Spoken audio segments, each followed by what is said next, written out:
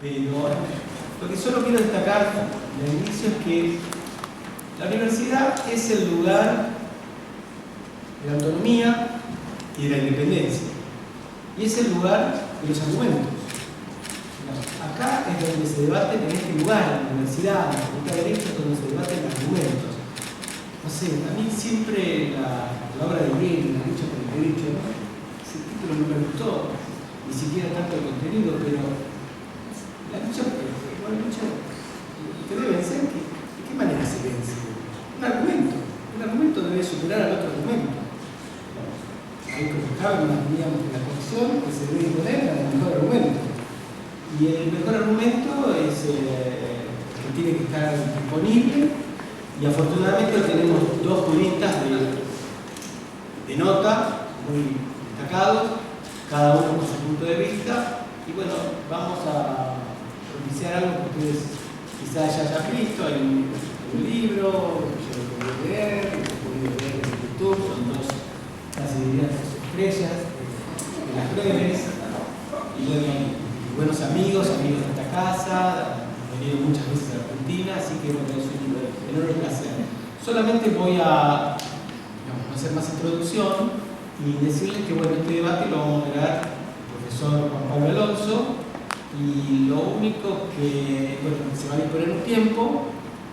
Yo debería decir, en este rincón, con una chaqueta de color, con tantas libras. No voy a decir nada de eso. Solamente lo más parecido, lo más cercano a eso va a ser, si me permitís, Juan Pablo, es a tirar la moneda para ver quién comienza el debate y darle un poquito de calor a lo que está empezando. Ahí está, lo que sale. ¿Estamos bien? Bueno, salió el número 2. Bien, comienza entonces. Vamos a comenzar. Bueno, entonces yo simplemente repito la bienvenida, muy gustoso de que hayan venido acá a acceder. Comento además que mañana vamos a tener un día especial y le vamos a entregar al profesor García Pablo el doctorado honoris causa, y bueno, la ceremonia que tendremos mañana, y los vamos a invitar a que vengan, pero ya sospecho que va a haber poco lugar, así que también los vamos a permitir por vestir. Así que sin más prólogo, le voy a dar lugar a Juan Pablo Alonso, y yo me voy a ubicar en la tribuna, en la ringside, digamos, más cerca. Muchas gracias.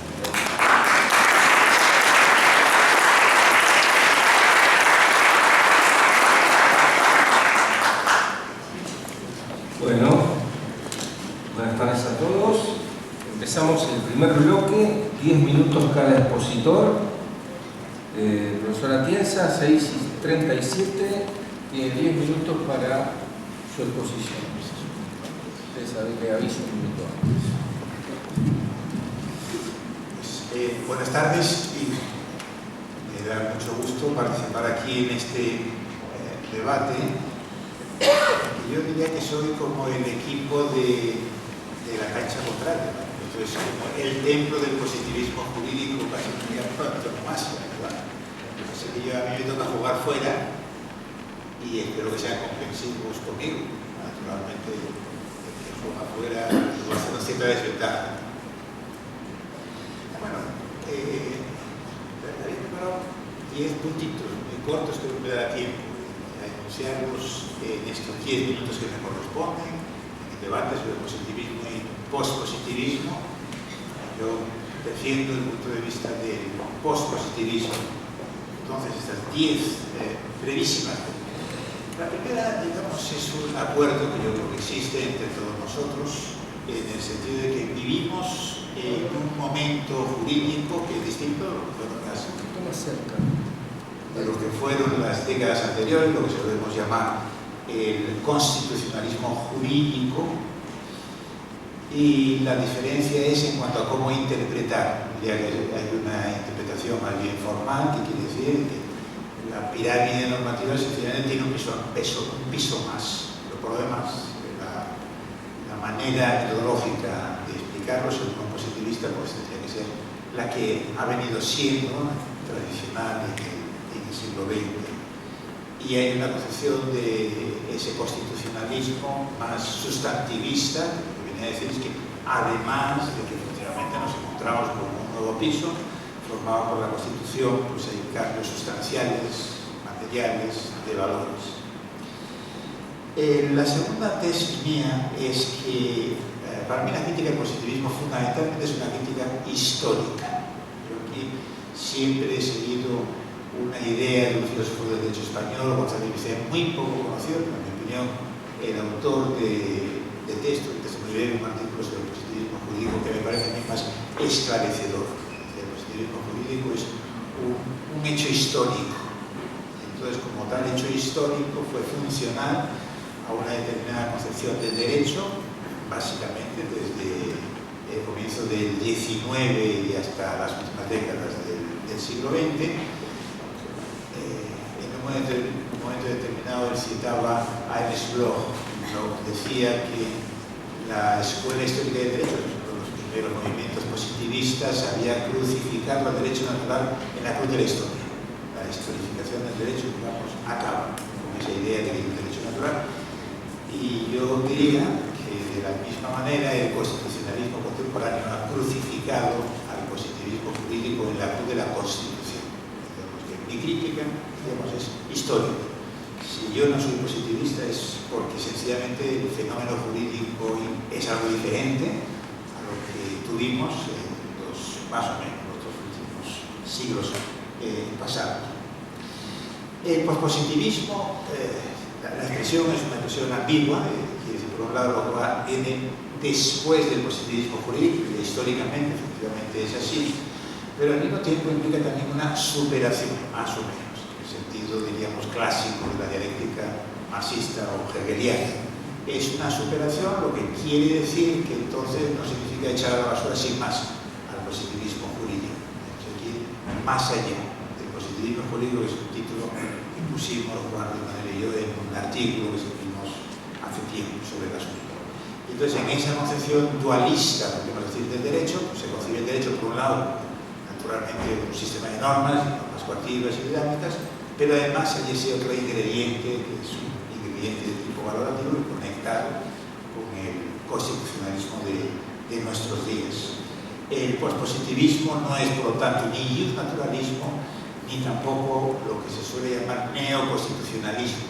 No entro en detalles, quizás luego podamos decir algo sobre esto. Yo creo que esa es una invención básicamente de los genoveses, que tiene mucho éxito. El constitucionalismo ni siquiera diría que es un concepto, más bien es un espantapájaros conceptual. Algún parecido tiene con el pospositivismo, pero son cosas radicalmente distintas. Las tres grandes concepciones del derecho que tenemos, simplificando mucho las cosas, como decir, el positivismo analítico por un lado, el naturalismo y las teorías críticas del derecho.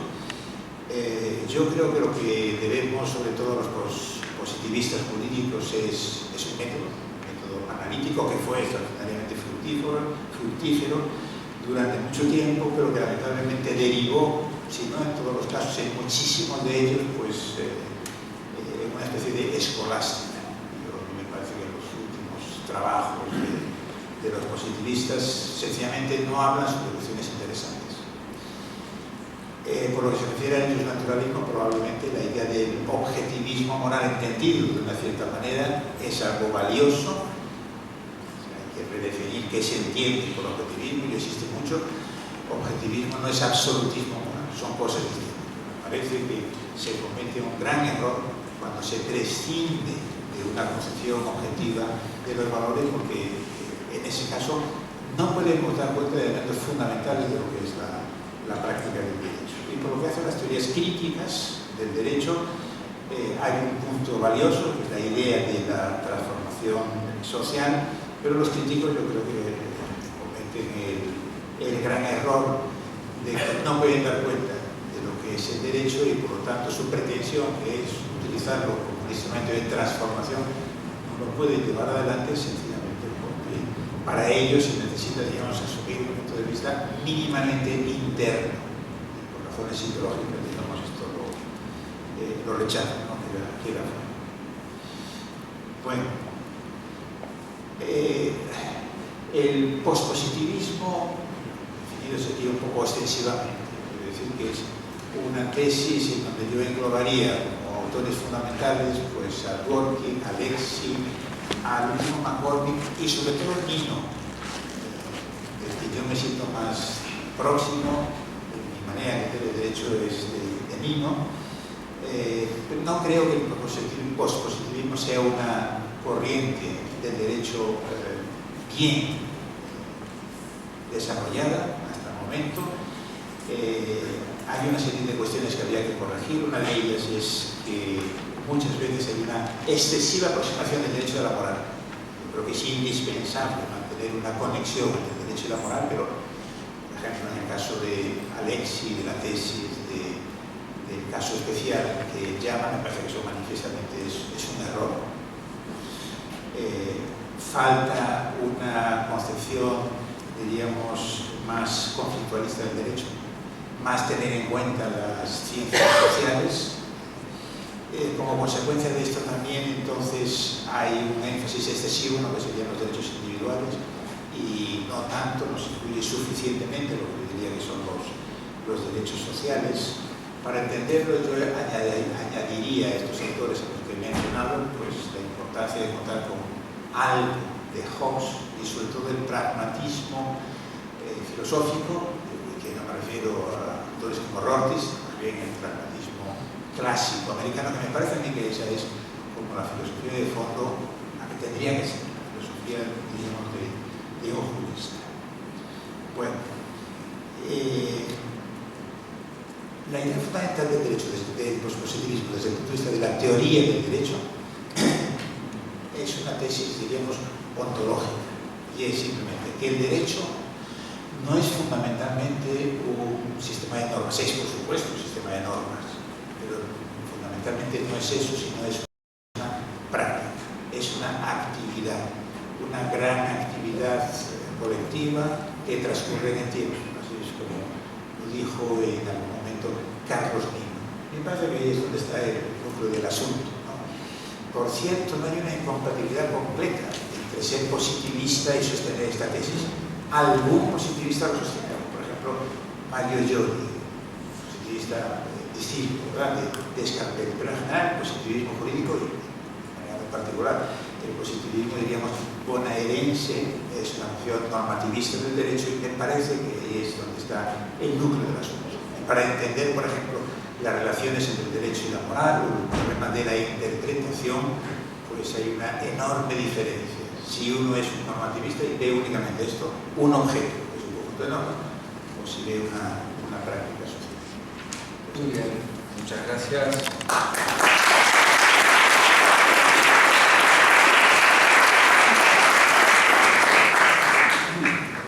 Bueno, muy buenas tardes.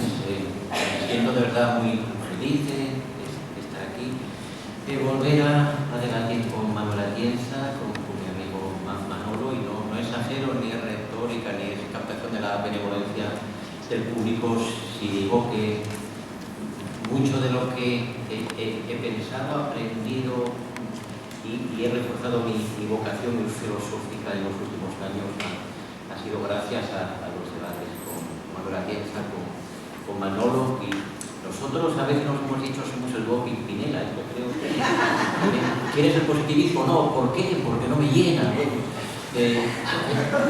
Andamos en esas, pero para mí ha sido enormemente enriquecedor y además a veces juntos hemos presumido, gasto 30 segundos de mi tiempo aquí, hemos presumido y creo que, bueno, es aunque esta presunción también es legítimo de decir que el ejemplo del debate amistoso y de ponerle pasión a la contradicción sin que con eso se deteriore la relación personal, bueno, me parece que es un buen ejemplo y nos ha salido así.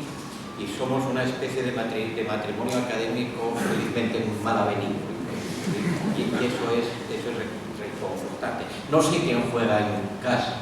Habría que hacer una estadística, una encuesta en condiciones para saber si en Argentina en este momento, no solo la Universidad de Buenos Aires, que es el centro del mundo, pero luego alrededor hay más cosas.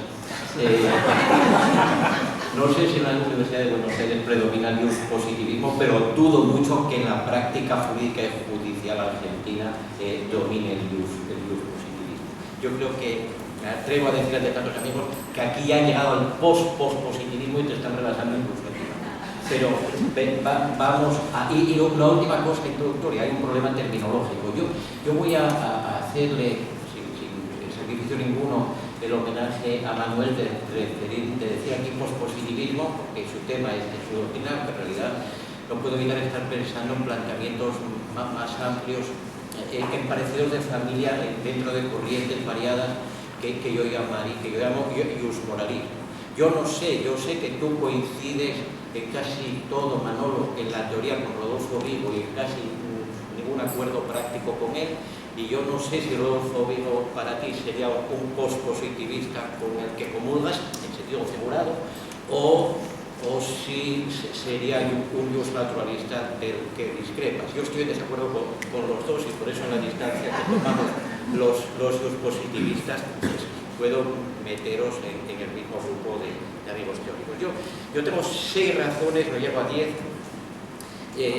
para criticar a este iusmoralismo o a este pospositivismo que Manuel Atienza representa como pocos y con enorme maestría. Tengo razones de teoría del derecho, razones políticas, razones morales, razones prácticas que tienen que ver con la defensa de nuestros derechos y razones epistémicas para que se vea que soy profesor y que se pronuncian palabras pedantes.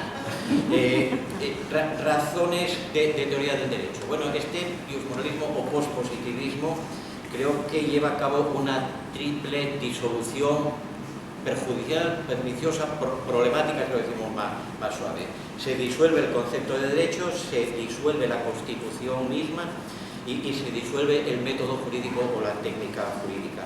Se disuelve el concepto de derecho, esto no tiene una novedad, desde el momento en que se cuestiona la separación conceptual entre derecho y moral, y hay una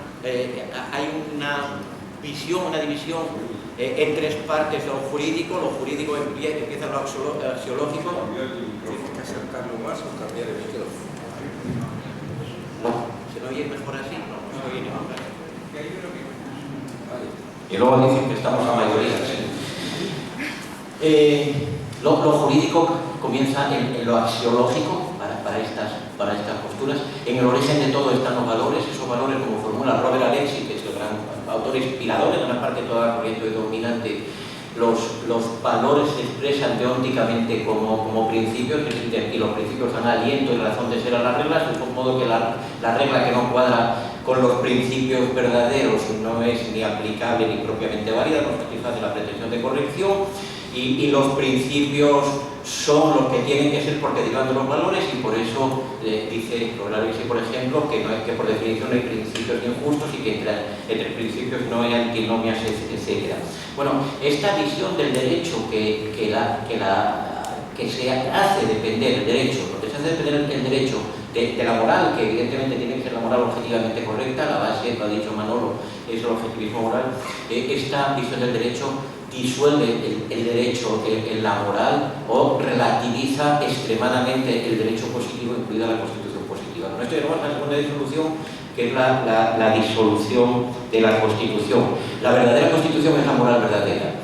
Y esto se manifiesta en 2 tesis claras. Hay normas de la Constitución positiva que no se estima que sean verdaderas normas constitucionales, la cuestión es cuál tacha cada uno, y hay normas que no están positivadas, hay principios que no son positivos y que son por definición Constitución, por cuanto que son plasmación deóntica de los contenidos necesarios o los valores morales, eso en su contenido correcto. Entonces ya tenemos 2 fronteras que se evaporan, la frontera entre el derecho y la moral, y la frontera entre la Constitución, que es y la que debe ser, porque la Constitución que propiamente es y que vincula a los tribunales y que el órgano de control constitucional tiene que aplicar, no es la Constitución positiva, esa que el constituyente creó, sino que es la Constitución verdadera compuesta por los principios auténticos. Y esto da pie a una disolución del método jurídico. Ya no se trata de identificar las normas que son derecho y de interpretarlas con un ejercicio mayor o menor discrecionalidad de cuál es la manera mejor o más razonable de aplicarlas dentro de los límites que sus términos impongan, sino que se trata permanentemente de solucionar dilemas morales. Y esto es la tesis del caso especial de Alexis, porque Manuel Atienza dice que no es correcta porque a los abogados no se aplica, porque los abogados son de parte, no de parte de la razón, sino de parte del cliente. Esa idea es esencial. Esto es, todo caso es susceptible de ser expresamente planteado como un dilema moral, donde lo que se discute es si vence la regla que venga al caso, la norma positiva, desde el peso que tenga el principio que la inspire, o si vende un principio contra legem, de forma que la decisión jurídica correcta es la decisión contra legem o contraria al derecho positivo. Estas son mis razones de discrepancia. Por razones teóricas, por razones políticas, creo que estas teorías ocluyen algo que es fundamental para el derecho moderno y el constitucionalismo moderno, que es la idea de legitimidad, ¿no? Y estamos planteando mal nuestras discusiones.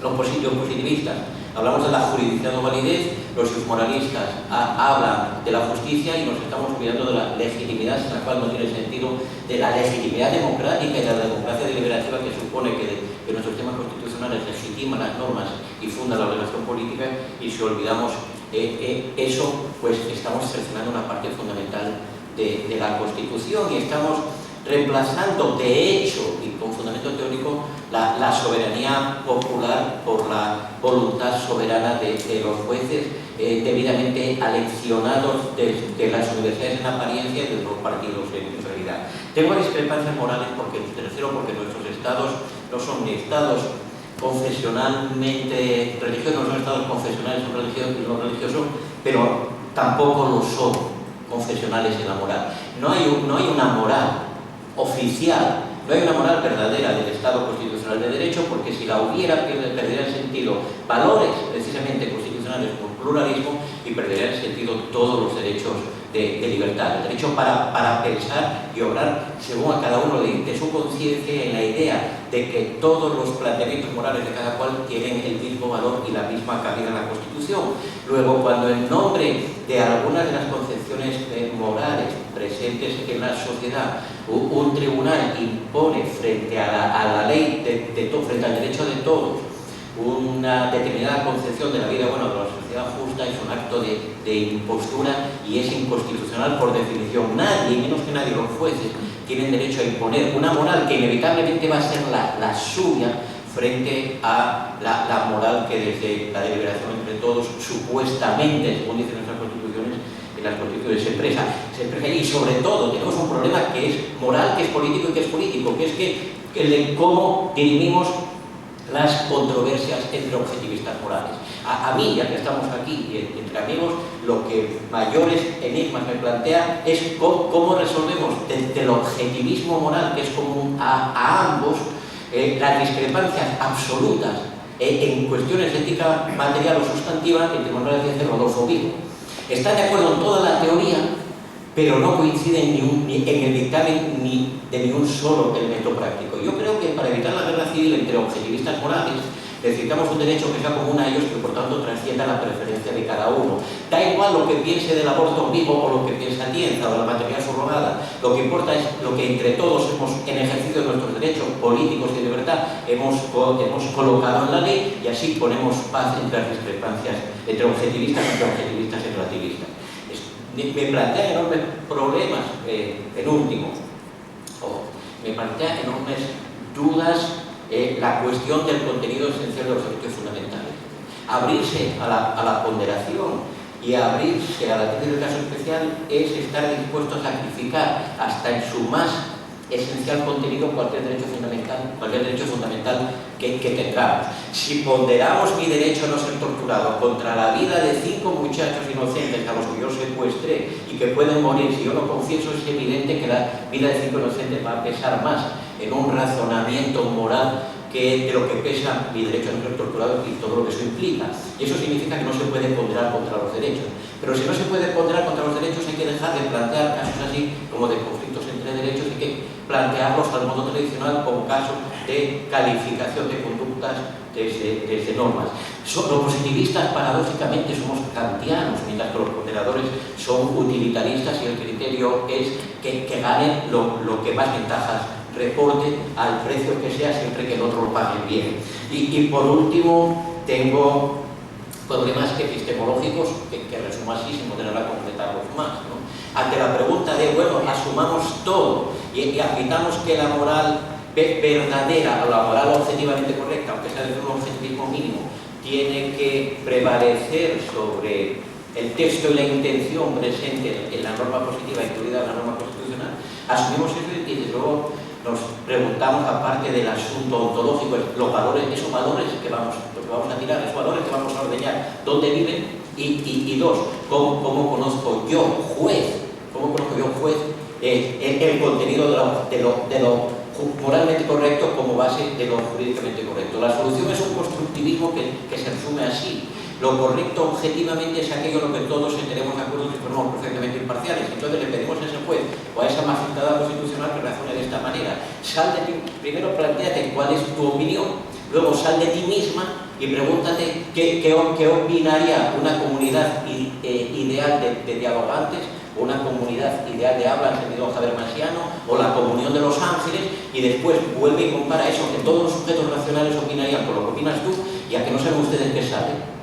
Que o soy esquizofrénico, tenía razón yo porque me dio la razón la comunidad hipotética a la que consulté. Luego, el constructivismo que, como dice Habermas, legitima la democracia como medio dialógico de construcción del contenido de la ley, aplicado al juez es un callejón sin salida, porque empodera al juez, lo hace sentirse muy feliz imponiendo su voluntad en la creencia de que le respaldan todos los Hércules del mundo, que en realidad son fantasmagorías que construyen para darse gusto a sí mismo en un ejercicio de narcisismo con todo. Gracias.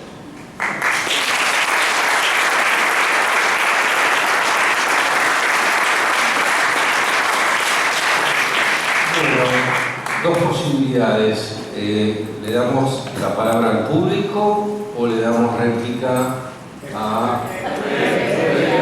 Bueno, entonces, profesora Atienza, 5 minutos, ¿le parece bien? Bueno. 7. Pero es que bueno, las trampas que ha cometido Juan Antonio son muchas. Es difícil de montar. Bueno, pero me interrumpes cuando sea y luego seguimos hablando. A ver, una de las trampas es su empeño por lo de moralismo, naturalmente de lucha de palabras, como eso suena como lo que no se puede decir, moralismo. No hay nada de moralismo, Juan Antonio. El que exista una conexión necesaria entre el derecho y la moral no quiere decir que no sea moralista. Vuelvo de nuevo a Nino. La tesis fundamental de Nino era la necesidad de conectar el derecho con la moral y con la política y con el poder, por supuesto. Pero eso no quiere decir que no sea moralista, sino que sencillamente la moral es un tipo de práctica que tiene algunas coincidencias con la práctica jurídica, son distintas, pero algunos de sus fines son compartidos, y esto es lo que explica cómo es el derecho y cómo funciona la práctica. Entonces, lo que tú has dicho, seguramente los abogados, los jueces en Buenos Aires o en Argentina no sean positivistas. Efectivamente, yo creo que no. ¿Por qué? Porque no pueden ser. Porque el positivismo jurídico se ha quedado como una concepción, diríamos, de salón y que no puede dar cuenta de lo que es la práctica jurídica, claro. Y por eso es una concepción, yo diría, más que equivocada, pobre del derecho. Una parte tiene razón, naturalmente que el derecho tiene que ver con normas y normas que se aplican, con el refuerzo de la ecuación y todo lo demás, pero no es solamente eso. Ahora estaba yo leyendo Giori, que decía que su maestro Scarpelli, que es uno de los grandes positivistas, ¿verdad? En Italia, al final de su vida dijo: yo soy un positivista más bien arrepentido. Claro, ¿y qué quería decir? Que se daba cuenta de que el positivismo, pues, podríamos decir un poco, no es lo que se llevaba. Me acuerdo con Pachín Guibur, alguna vez una entrevista que yo le hice, y una entrevista que le hiciste a Bermengo, como diciendo, bueno, nuestra concepción positivista, diríamos ya, no es lo que uno ve, por ejemplo, en los congresos de la IVR. Entonces resulta que Génova y Buenos Aires son dos lugares extraños, llenos de positivistas y que siguen con lo de normas existen y cosas así. Pero ese es el problema. positivismo es que sencillamente es una concepción del derecho que no da cuenta de lo que es el derecho. El problema de las relaciones entre el derecho y la moral. Los positivistas se empeñan en decir que puede haber derecho injusto. Naturalmente que puede haber derecho injusto, si eso casi nadie lo ha negado. Por cierto, empezando por Tomás de Aquino. Claro que puede haber derecho injusto. Y finistamente dirá que puede haber derecho injusto. Esa no es la cuestión. Esa no es la cuestión. Claro que puede haber normas injustas. Claro que esto que te has inventado, de que un positivista piensa que lo que aparece en la Constitución es la verdad moral. Naturalmente que no. En la Constitución española, por ejemplo, el tratamiento de la religión es manifiestamente injusto, donde hay un trato de privilegio, primero con la religión católica, luego las religiones no católicas y los ateos. Y eso es la Constitución, sí. Y si yo fuese magistrado del Tribunal Constitucional o tuviese que defender una tesis respecto a uno de estos problemas, no puedo inventar. Ustedes también en Argentina creo que la Constitución se refiere a Dios, a la religión. Claro, no te lo puedes inventar. De la misma manera, ¿quién no va a pensar que el artículo de la Constitución de Estados Unidos, el derecho a portar armas, es un disparate carente de toda justificación? Pero yo creo que a ningún jurista, a ningún magistrado de la Corte Suprema se le va a ocurrir alguna vez decir que de acuerdo con la Constitución, entonces no existe tal derecho, sino que digamos, no se puede llevar a... Por supuesto, pero no hay ninguno de estos que tú llamas pospositivistas, Dworkin, Alexis, etc., que diga lo que tú dices de ellos. Es sencillamente una caricatura. Lo que se está diciendo es otra cosa. Lo que se está diciendo es que en algunos aspectos muy relevantes de la práctica jurídica no puedes prescindir de la moral, no puedes prescindir de la teoría moral. Y yo creo que esa es una de las consecuencias peores que ha tenido el positivismo como cultura jurídica, que ha desarmado a los jueces, que resulta que no tienen una formación en teoría moral cuando la necesitarían. Si resulta que en todas nuestras constituciones y declaraciones de derechos en el ámbito internacional, la dignidad humana es la pieza central y cualquier norma que atente contra la dignidad humana no sería derecho válido. Pues claro, si hay algún concepto moral en esta vida debe ser de dignidad humana. Y que alguien me diga cómo a la hora de tener que resolver algún problema que tenga que ver con los derechos, se puede prescindir de un análisis de una argumentación de tipo moral. Ahora, que haya en la motivación de un juez un elemento de tipo moral no quiere decir que la argumentación jurídica sea un caso de la argumentación moral, no.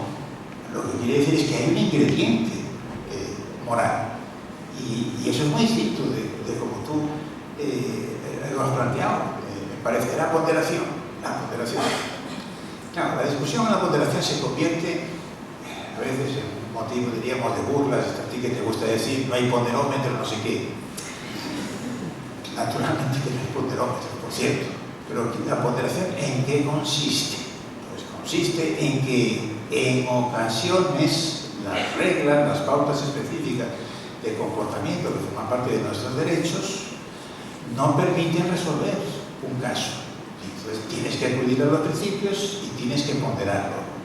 Y esto no es una cuestión que se le haya ocurrido a Alexis o de los tiempos más recientes, que ahora empiezan a ponderar y antes no se ponderaba. Siempre se ha ponderado. El símbolo de la balanza, que está desde siempre para representar la idea de la justicia y del derecho, es eso.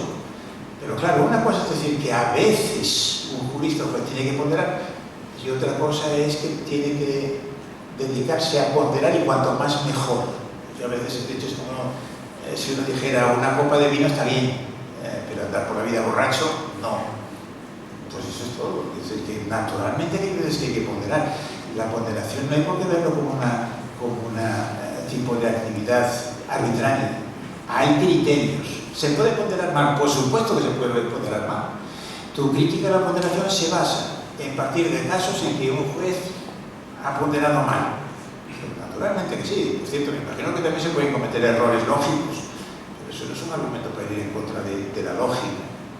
Y la teoría de la ponderación de Alexis, en mi opinión, es una teoría que tampoco es nada del otro mundo, como diría un argentino, chocolate por la noticia, que viene a decir Alexis es una cosa más bien obvia, pero lo que tiene razón.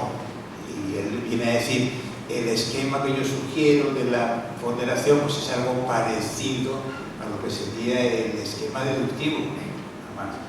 Y lo que pasa es que algunos han interpretado muy mal a Alexis, a lo cual el propio Alexis también, digamos, ha dado pie. Yo creo que eso es el defecto de ser alemán. Está empeñado en esto de lo de la regla y de ponerle nombres y cuantificarlo. Esto es un disparate, diría. Pero la ponderación es uno de los procedimientos que han utilizado siempre los juristas y hay que saber utilizarlo de manera prudente y hay que saber cuáles son los criterios de la buena y de la mala ponderación. Porque si no, ¿qué hacemos? Porque, claro, la otra alternativa es decir, la pura arbitrariedad. Es decir, cuando hay un caso que no puedes resolver de acuerdo con una pauta específica, pues entonces sería lo que sostendría, por ejemplo, alguien como Eugenio Buligui, ¿verdad? Pura arbitrariedad. No. Es decir, hay criterios que naturalmente no son criterios precisos. No, pero no pueden serlo. Pero claro, criticar a una concepción del derecho que reconozca la necesidad de la ponderación, porque no es capaz de articular criterios perfectamente precisos. Pero es que el derecho va de eso. Claro, el derecho forma parte de la razón práctica y es otra cosa distinta, lo que decía Aristóteles desde el comienzo. Eso, creo, bueno, había más cosas, pero de momento dejemos las intervenciones posteriores.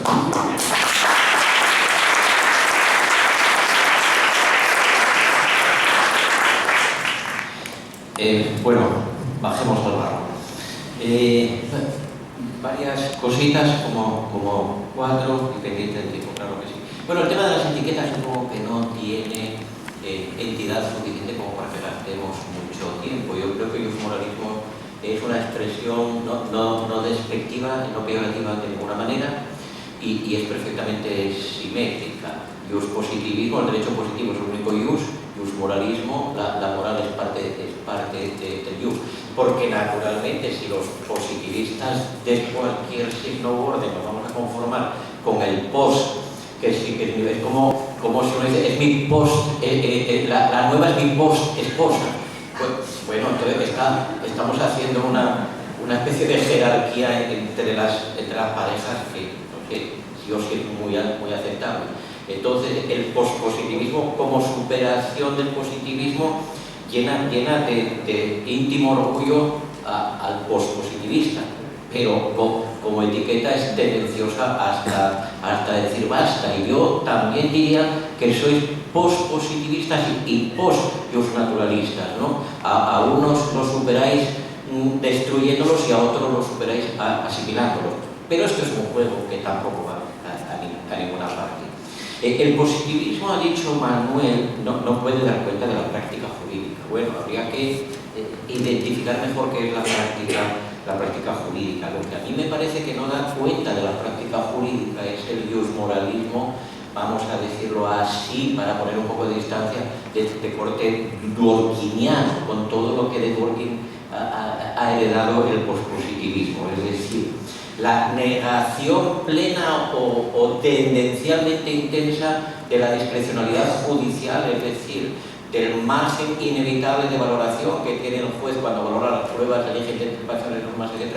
Eso da buena cuenta de la práctica jurídica, o resulta que los positivistas asumen una de las tesis de todo el positivismo jurídico del siglo XX, que es la afirmación de la discrecionalidad judicial como elemento inevitablemente presente en la labor del juez. El asumir en la senda de Dworkin la tesis de la única respuesta correcta en derecho, o casi, claro, porque viene Alexis y dice, no, a veces hay discrecionalidad y no encontramos la única respuesta directa porque en la ponderación empatan. Si 3 goles de uno, 3 goles del otro, 3 kilos este principio, 3 kilos el otro, entonces hay discrecionalidad judicial y la balanza, el ponderómetro no, la balanza, que es lo real, al parecer, pues si no nos indicó. Eso da cuenta de la práctica. Los jueces constatan cuáles son las decisiones objetivamente correctas cuando, mediante alguna técnica que puede ser la ponderación, cuando deciden, cuando escogen entre una norma mediante la que tengan una laguna, cuando eligen de las interpretaciones posibles. Yo sinceramente creo que si algo hay en el pospositivismo es la poca capacidad para dar cuenta de la práctica jurídica auténtica, y por eso creo que un juez pospositivista seguramente será una gran persona con una buena formación filosófica, pero seguirá fallando en la misma oscuridad y en la misma indeterminación metodológica. Claro, Manuel Atienza, ahora llegamos a algo más importante. Manuel acaba de decir que, bueno, a ver, que cómo es eso que yo afirmo que para estas corrientes antipositivistas de hoy hay partes de la Constitución que no son constitucionales y hay partes no constitucionales que sí son parte de la Constitución. Que cómo es eso que por supuesto que lo que está en la Constitución es Constitución y eso que lo va a negar. Bueno, querido Manuel, aquí ya vamos al barro, como dije. ¿Ya? Recientemente lo negaste tú respecto del artículo 55 de la Constitución española, que dice que el derecho del artículo 19 de nuestra Constitución, que habla de la libertad ambulatoria, la libertad de movimiento de los ciudadanos dentro del territorio nacional, se puede suspender mediante declaración de estado de excepción. Cualquier interpretación bastante obvia, pero podemos discutir interpretaciones, da pie a pensar que eso significa que no se puede suspender mediante declaración de estado de alarma. El Tribunal Constitucional español, a toro pasado, declaró inconstitucional el decreto que declaraba estado de alarma suspendiendo la libertad de movimiento de los ciudadanos, y Manuel montó en cólera doctrinal diciendo es que no han sabido ponderar porque ante la gravedad de la pandemia, ¿cómo no iban a prohibir a la gente salir de casa? No, el problema no es incluir a la gente salir de casa, no. El problema es que había un medio, la declaración de estado de excepción, que consiguiendo la misma inmovilización de los ciudadanos daba mayores garantías de control parlamentario de esa limitación de los derechos. Con lo cual, fíjate, Manuel, puestos a ponderar bien, resulta que la opción que el gobierno tomó no pasa antes de necesidad, que dice que es parte de la ponderación, y si dice que el mismo grado de aceptación positiva del derecho beneficiado se consigue con un sacrificio menor de otros derechos o principios, la medida que se adoptó, que no es la más económica en términos de derechos, no es la adecuada. Entonces, o lo que dice la Constitución vale con carácter general, o lo que dice la Constitución no vale, pero no puede ser que valga como todo para el positivismo, vale prima facie, o en principio, o provisionalmente, o a falta de que aparezca un principio expreso o implícito que lo derrote. Porque en realidad de lo que estamos hablando no es si en la práctica del derecho hay que ponderar o no, porque si ponderar es sinónimo de valorar, los que llevan 125 años diciendo que la práctica judicial es evidentemente valorativa y no puede serlo de otra manera, son los positivistas, frente a todos los que dicen que lo que el derecho positivo es incierto auxilia la moral y el razonamiento moral para dotar de certidumbre y completud a lo que a lo mejor también es incompleto. Léase Dworkin en la medida en que Dworkin pueda servirlo porque se entienda algo. Entonces, de lo que estamos discutiendo es de la posibilidad, frecuencia y justificación que pueda tener la decisión contra la ley. Estamos hablando de eso. Claro que cuando un juez tiene que escoger entre varias interpretaciones posibles, el abogado de una parte alega esta interpretación que beneficia a su cliente, el fiscal alega la otra interpretación posible que beneficia a la acusación, al juez le toca valorar o ponderar cuál es la mejor de las alternativas. No, pero cuando lo que decimos es que frente a lo que pueda decir expresamente el artículo 55 de la Constitución o cualquier otro, o del Código Civil, lo que en verdad hay que comprobar es si merece ser atendido o si más allá de cualquier límite textual, si se puede decir, hay razones de peso, razones de razón práctica para decir otra cosa que no tenga ningún encaje, estamos hablando ahí sí de otra concepción del derecho y de otra concepción de la ponderación. No tiene sentido, y este error seguramente lo he cometido yo muchas veces, atacar la ponderación por el nombre o por lo que significa, porque el hecho de ponderar, porque al fin y al cabo ponderar es valorar, elegir entre alternativas, dando peso a las razones en pro de unos y otros, y eso lo hacemos todos constantemente, ¿no? La cuestión es ponderar para qué y con qué límites, y preguntarse si la ponderación más racional de sus pretensiones puede ser desde tal pretensión justificación suficiente para hacer lo contrario a lo que dice la Constitución, para hacer lo contrario a lo que dice la Corte Interamericana, o hacer lo contrario a lo que dice el Código Civil. Estamos hablando de dónde ponemos el límite de la actividad judicial, y por eso nuestros debates, bien intencionados, a pesar de la pasión, claro, nuestros debates son en el fondo debates políticos, y son debates sobre el modelo de Estado, y son debates sobre qué tipo de práctica jurídica y con forma de teoría del derecho presuponen nuestras constituciones. El pensar que porque nuestras constituciones hablan del principio de dignidad y del libre desarrollo de personalidad, por ejemplo, que dota, priva de sentido a los derechos de libertad, a los derechos políticos y a todo el esquema de separación de poderes para convertir a los jueces en soberanos, es una manera de destruir la estructura de la Constitución, de nuestras constituciones, desde el imperio incrustado de ciertos principios entendidos a gusto del consumidor, aun cuando el consumidor sea alguien tan honesto y tan decente como Manuel Ateca. Porque, claro, la última cosa, acabamos de escuchar a Manuel decir que cualquier norma que atente contra la dignidad humana no es derecho válido. Bueno, vuelvo al ejemplo de antes, que ya sé que es tramposo y demagógico como todo lo de uno, pero ahora tomemos el derecho de familia argentino, el derecho de familia español, saquemos de ese derecho de familia 50 normas importantes y pongamos a decir a nuestro amigo Rodolfo Vigo y a nuestro amigo Manuel Atienza cuáles son compatibles o incompatibles con la dignidad humana. Uno elimina las 25 y el otro elimina las otras 25, y resulta que nos hemos cargado todas las 50 normas del derecho de familia, porque cada cual considera desde su idiosincrasia que son incompatibles con la dignidad humana. Rodolfo Vigo va a sacar, y está en su derecho de pensar así, va a sacar todo lo relativo al aborto, al matrimonio entre personas del mismo sexo, a la adopción por parejas homosexuales, etc.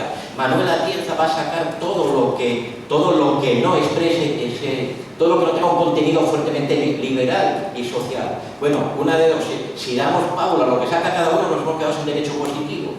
Y entonces, ¿qué alternativa tenemos? No permitir que ninguno saque.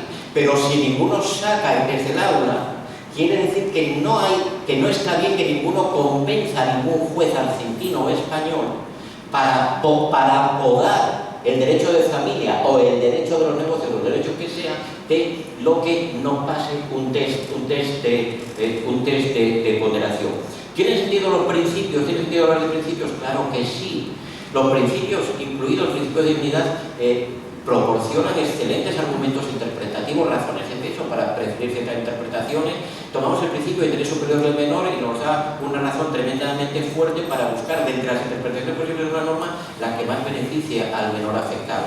Pero no es de lo que en realidad estamos debatiendo es, cualquiera de estos principios como estos, ¿es razón suficiente para autorizar al juez a proporcionar para un caso soluciones completamente alternativas y discordantes con el texto de la ley legítima y no inconstitucional? Porque no estamos haciendo tampoco juicios de inconstitucionalidad, aunque de eso podríamos estar hablando. Estamos hablando del uso apropiado que los jueces hagan de normas que no tienen tacha de inconstitucionalidad y que no tienen tacha de legitimidad, pero que funcionan solo a beneficio de inventario o bajo una especie de cláusula resolutoria que dice: todo lo que está en el código vincula como derecho, claro que sí, pero en principio y a salvo de que sea derrotado como un principio. Lo que estoy diciendo no es un invento ni una trampa.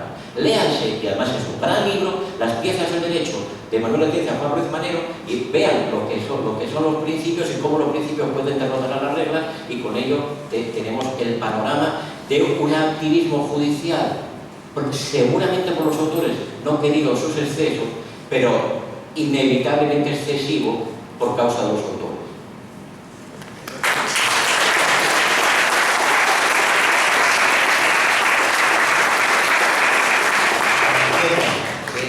Una simple pregunta. Vale.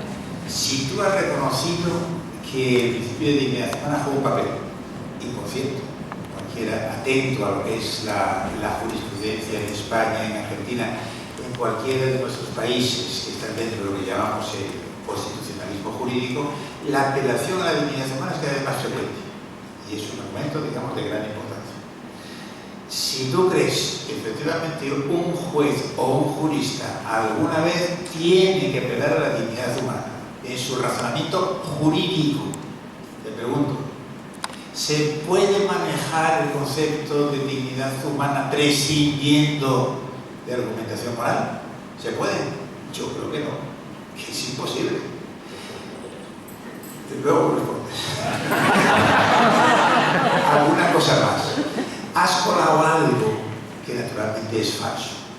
Lo que pasa es que al mismo tiempo es falso, pero es muy difícil mostrar al auditorio que es falso, porque es un problema complejo de constitucionalismo español, de que dice el artículo 55 y todo lo demás. Pero tú has dado como axioma que el artículo 55 dice claramente que en ese caso no cabía lo que hizo el gobierno, que fue decretar el estado de alarma. Pero es falso. El artículo 55 de la Constitución española no dice claramente lo que tú dices, no lo dice, sino que sencillamente queda abierto. Y como sabes muy bien, pero no lo has dicho, hay una ley que desarrolla el estado de alarma, que fue lo que decretó el gobierno, y en el estado de alarma incluso explícitamente se habla del caso de una pandemia como ejemplo, diríamos, de alarma. O sea que ahí es un manejo de conceptos que no están del todo perfilados en la Constitución española. Hay que ir a la ley que los desarrolla, hay que ir a una interpretación de tipo sistemático, y para nada es lo que tú has dicho. O sea, lo que yo sostengo no es prescindamos de lo que dice la Constitución y vayamos a ponderar ya lo que considero justo, en absoluto. Es dentro de los límites marcados por la Constitución cuál es la mejor interpretación en este caso. Y la interpretación que llevó a cabo y la resolución del Tribunal, la mayoría del Tribunal de Constitución español, atenta contra el sentido común, porque los propios magistrados de la mayoría en un momento determinado dicen efectivamente eso es lo que había que hacer, lo que hizo el gobierno, y después de decirnos que eso es lo que había que hacer, lo declaran inconstitucional. O sea que no es para nada lo que tú has pintado. Lo que pasa es que digamos que es muy difícil mostrar que esto es así, porque es un problema técnico y habría que tener todos los textos y todo lo demás, pero no es así. Naturalmente que el derecho es una práctica autoritativa y por eso no es lo mismo que la moral, y por eso esto que dicen del neomoralismo, pues lo único que lleva, digamos, es a confundir. El derecho es una práctica autoritativa y entonces tiene un límite del cual un jurista no puede salirse, que es lo establecido por la autoridad. Lo que pasa es que en nuestros sistemas constitucionales, pues eso establecido por la autoridad es muy amplio, porque la frase esa famosa de Habermas, que tiene razón, la moral ha inmigrado dentro de las constituciones. O sea que hoy la moral no es simplemente algo que está fuera del derecho, también está dentro del derecho. Esa es la principal aportación, en mi opinión, de Fuller, lo de la moralidad interna del derecho. Pero que haya una moralidad interna del derecho no quiere decir que no haya también una moralidad externa al derecho. Esto muchas veces discutiendo con Ferrari, que se empeña en que la moral tiene que ser algo externo al derecho. Bueno, están las dos cosas. También está dentro del derecho. Y eso es lo que los positivistas, o algunos positivistas, se empeñan por no ver.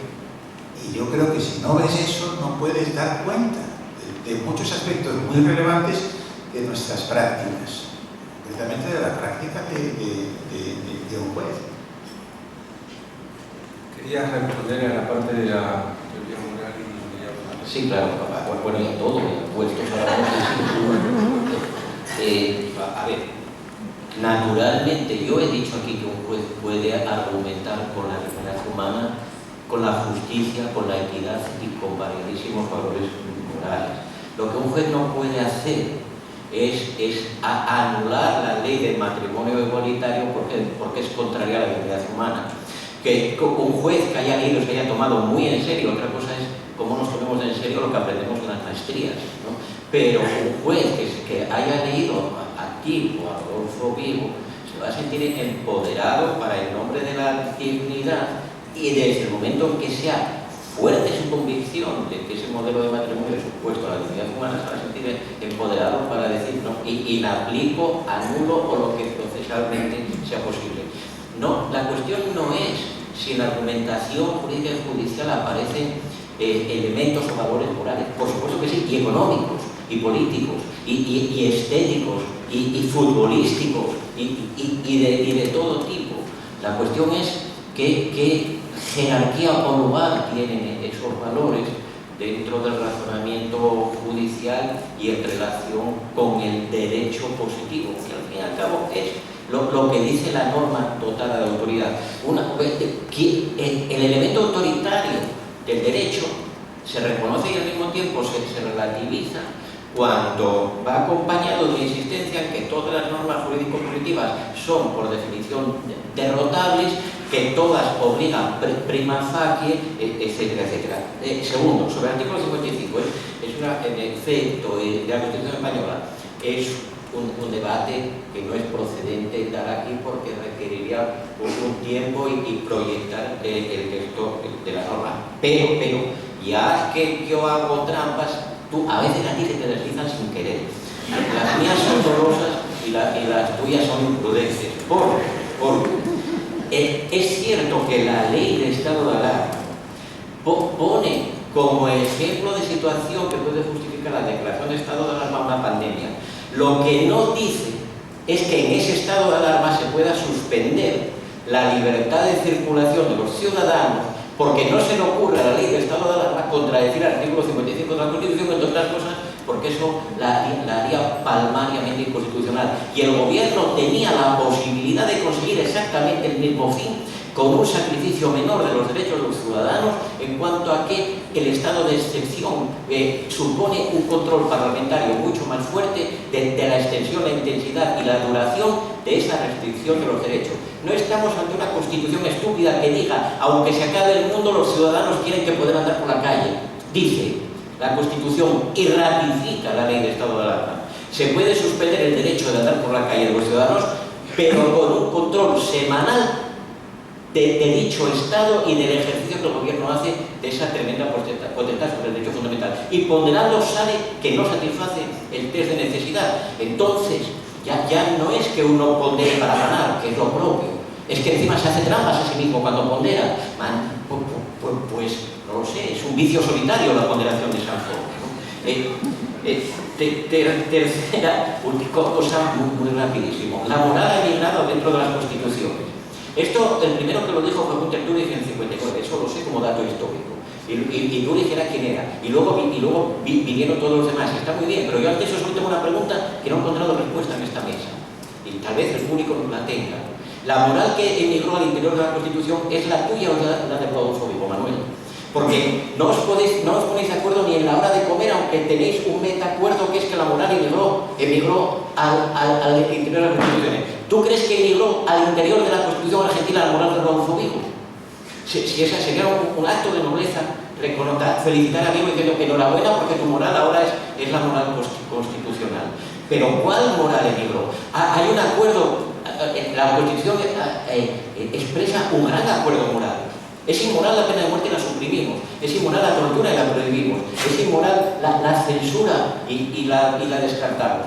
Pero de todas las cuestiones sobre las que hay una disputa moral intensa en la sociedad y respecto a las cuales la Constitución calla, aunque podamos decir que de todo habla cuando menciona la dignidad humana, en eso en la que la Constitución calla, ¿cuál moral tácitamente está en la Constitución presente? La de Manuel Atienza, con la que yo me afilio ahora mismo, o la de Rodolfo Vigo. No se lo cuenten a Rodolfo, pero si tiene que ir alguna, yo voto por Manuel. Pero yo prefiero una Constitución sin alienígenas.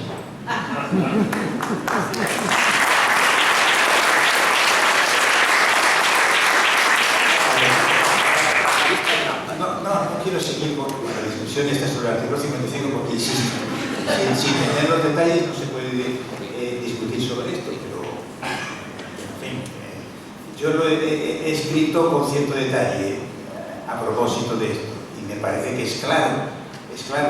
Mi idea es que uno no puede ir en contra de lo que dice la Constitución, pero la Constitución no dice de manera clara lo que tú sugieres. Creo que ese es un ejemplo de un error patente del Tribunal Constitucional y motivado además por razones políticas también obvias. Pero bueno, dejémoslo de lado porque insisto, creo que aquí no podemos entrar en el detalle que habría que entrar. Pero fíjate que en el fondo lo que tú estás diciendo es que ponderaron mal, se lo estás reconociendo, que era un caso que había que ponderar. Tú mismo me has dicho que que resulta que había otra manera. No, Manolo, perdona, aquí tengo que interrumpir. Yo digo que ponderaste mal tú, porque no aplicaste el test de necesidad. No, y tú- el tribunal lo ponderó. No, perdona, pero tú estás diciendo que tu argumento es ponderativo, que había una manera de resolverlo que implicaba un menor coste. No, que puesto a resolverlo, como tú dices que hay que resolverlo, que es ponderarlo, Y tú no. hay que ponderar bien y no pacar. Vamos a ver, y tú no. Si no es un conflicto. No es un conflicto entre la salud de la gente No. y el derecho a circular libremente. Es un conflicto Entonces, ¿qué? entre una norma que pretende proteger un derecho de un modo constitucionalmente prohibido cuando puede protegerlo con la misma intensidad de un modo constitucionalmente permitido Luego- de un gobierno que no quería someter la limitación de los derechos al control parlamentario. No entremos en eso, que me parece que no tiene, insisto, es que no se puede discutir porque faltan datos, No discutan. datos concretos, pero es un caso de conflicto, naturalmente, de conflictos de derechos. Se puede Es que discutir. en caso de conflictos de ¿Se derechos, puede discutir o no se puede discutir? El Porque derecho- si se puede discutir, yo digo que no es un caso de conflicto de derechos. Pero entonces, Es ¿qué? un caso de fidelidad a la letra Pero ¿cómo? clara de la Constitución Pero sí. cuando protege derechos. Bueno, esto está muy bien porque esto plantea la cuestión de fondo que yo sostengo, que el derecho es una práctica y el derecho es una práctica que trata de satisfacer ciertos fines y valores. Y entonces, naturalmente, a propósito de la pandemia, lo que se trata es de ver de qué manera el derecho puede ser un instrumento útil para proteger la salud de la gente. Mediante declaración de estado de excepción que Mediante- implica exactamente el mismo sacrificio, Pero- salvo que hay más control parlamentario. Y Bueno, por tanto, el pero- test de necesidad va por ahí, sin ponderar. pero entonces, si ponderamos, pero hay que ponderar, porque por un lado Bueno, que si tenemos- ponderamos, Manuel, ponderaste Vamos, mal. Si el derecho Entonces, cuando el que pondera mal, ¿qué me se va a explicar? Si el derecho es una práctica que tiene que conseguir ciertos fines valiosos, ya entonces aquí tenemos por un lado la salud y la vida de la gente y por otro lado la libertad de circulación. Y entonces se trata de ver si hay que sacrificar alguno, cuál había que sacrificar teniendo en cuenta todas las circunstancias y todo lo demás. Me parece que esto es obvio. Bueno, dejado esto. Tú dijiste que una crítica que me haces o que nos haces es por sostener que todas las reglas son derrotables.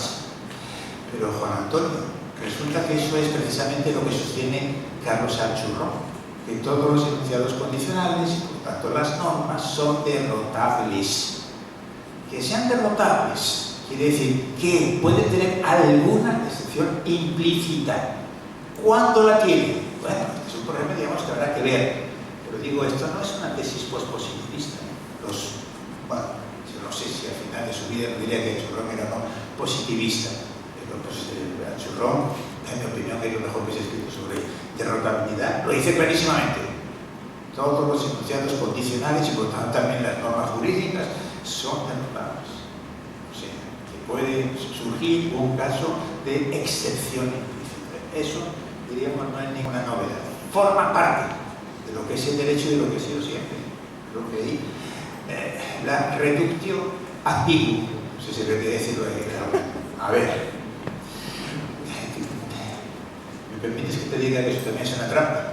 Entonces, lo que es una forma de decir, yo soy y es naturalista en la crítica, que siempre será dirigido a Dworkin, a Nino, también aquí resulta que lo que estaba sosteniendo es que como el naturalismo, y como el naturalismo diríamos es lo que no se puede ser, yo no soy naturalista, me parece obvio.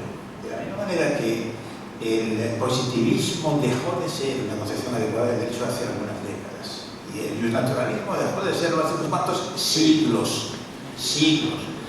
El derecho es una construcción, es un artefacto donde nada es natural.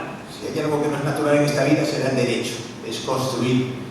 Me parece que sostener que una tesis, en este caso, como puede ser la de Dworkin o la de Alexi o la de Nino, que es naturalista, me parece que es una crítica sencillamente absurda, descontextualizada. Naturalmente que no. Ahora, que se coincide en algo, que se coincide, por ejemplo, en el caso de Vigo, la idea de la objetividad de la moral, que bueno, sí, pero yo en eso no acepto en lo que estamos ahora en todos los países, me parece que uno no puede aceptar nada que diga alguien que está situado ideológicamente, políticamente en el otro lado. A veces tienen razón, y en esto sencillamente tenían razón. Y el gran error que ha cometido la izquierda, en mi opinión, ha sido entregarse a un relativismo bobo, desde el punto de vista moral. Y entonces da la impresión de que los únicos que tienen ideas claras sobre lo que es correcto, lo que está bien y lo que está mal, es la gente de derechas, los naturalistas, y los demás no saben. Pues a mí me parece que efectivamente eso es una auténtica bobada. Y eso es una de las cosas, por ejemplo, entre otras, que hace que una concepción como la de Kelsen simplemente sea inservible. Acuérdate, claro, Kelsen es el que crea los tribunales constitucionales europeos. Pero claro, ya sabes muy bien lo que decía Kelsen, que habría que suprimir todas las referencias a la libertad, a la igualdad, a la dignidad. Él era, como sabemos, un emotivista moral. Pues uno diría, pues si es así, ¿cómo uno va a poder ser magistrado constitucional, o en general magistrado y kelseniano? Hay una manera de ser, ¿verdad? Es ser incoherente. Que es la vida que eligen muchos, la incoherencia. ¿Y cómo un juez va a tomar una decisión? Te condeno a 20 años de cárcel, pero no sé si tengo razón. No sé si tengo razón. Yo hago esta interpretación, es mi interpretación, me parece, lo hago incluso de buena fe, pero a lo mejor resulta que estoy equivocado. Creo que es una contradicción pragmática manifiestamente. Y en el fondo es eso lo único que quiere decir Dworkin. Yo estoy de acuerdo con un estilo confuso y tampoco me gusta, pero bien interpretado Dworkin. Yo creo que es eso lo que quiere decir. Y por eso su tesis es que casi siempre hay una única respuesta correcta en el derecho, desde el punto de vista de los jueces y desde el punto de vista no de cualquier sistema jurídico, no del nazismo, sino de un sistema jurídico como son los nuestros, el constitucionalismo. Pues es así. Y lo que quiere decir es que un caso de puro empate, en que uno diga, no, pesan exactamente los mismos argumentos en favor de la decisión A que de la decisión no A, pues es muy difícil que se dé. Claro, lo que decir es que son incomparables. Lo único que habría que decir es eso. Pero es que el derecho ha ido creando muchas técnicas que permiten precisamente la comparación y que permiten el desempate. Entonces están, por ejemplo, las presunciones y muchísimas otras instituciones. ¿Por qué? Porque esa es una necesidad de la práctica jurídica. Y yo creo que es sencillamente eso lo que se está diciendo.